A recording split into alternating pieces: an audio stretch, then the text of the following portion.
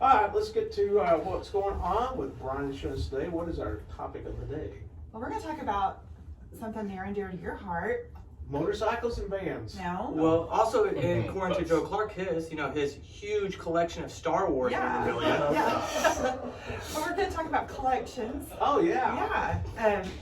Because, most people, or a lot of people, or maybe it's just us, we have collections of things that are, for example, Sporting memorabilia, yes. or say somebody had a shrine to Jeff Gordon, I got rid of most everything. I only have two things now. Who would do that? Yeah, I can't imagine. I only have two things. So with anything, collections tend to get out of hand. I have no idea about my collections.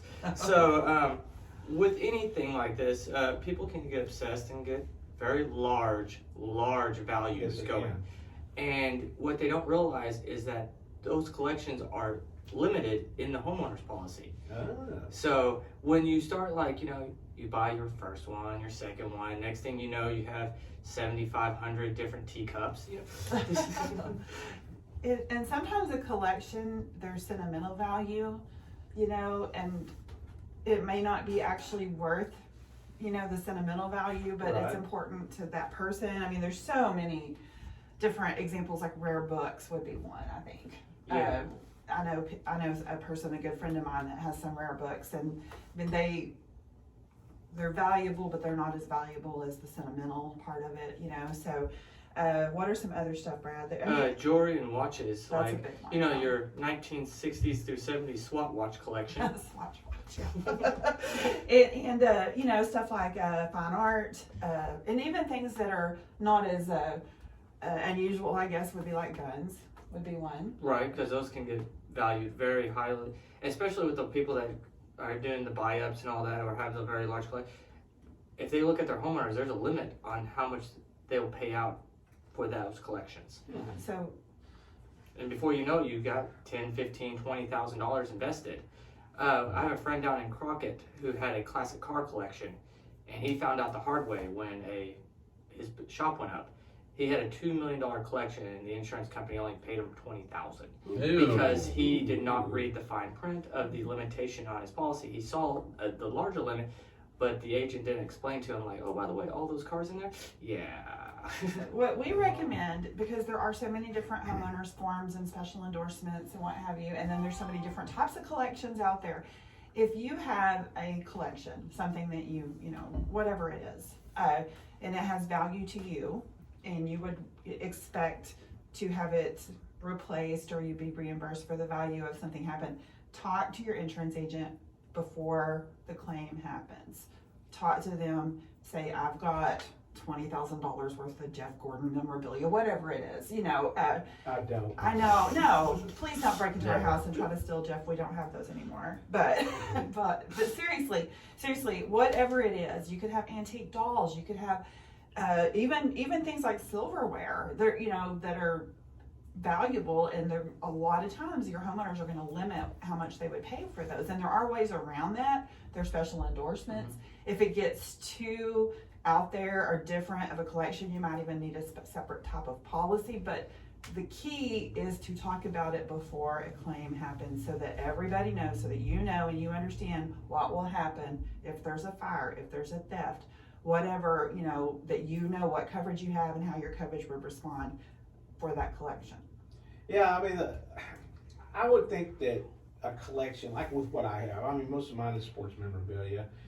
To me, it means a heck of a lot more than it would to somebody else. And a lot of the stuff, as far as value goes, in the eye of the beholder, or because it's only worth as much as what you get somebody to buy it. Right. So it's I would think it'd be kind of hard to put a value on some of these Some items. things it is, and some things it's not. So, there's so many different types of things. Like, for example, you've been, since you were young, wrote off to players to give them autographed baseball cards, and there's no certificate of what's that called? Authenticity to prove, but it means a lot to you because you've been doing that since you were a little kid. So, I mean, it's valuable to you, and so that can get tricky as far as insurance.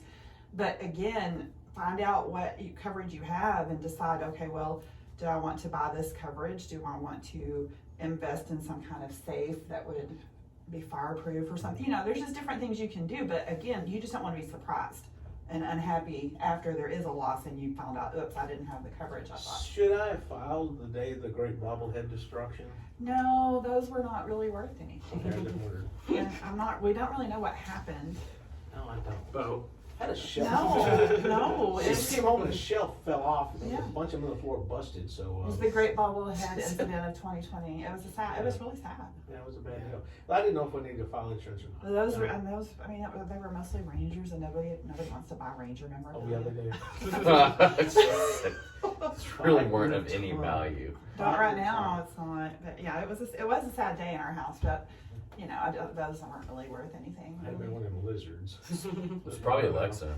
I'm sure it was. It was that. It was She was that. on the I knew other it. side. She was on the Can't other side. stand so her. not even close. She was like, "Shelf, fall down," and then just did. No, so she was on the other side. She's working on making that fortune cookie come true. That's true. Don't bring that up. What are you doing?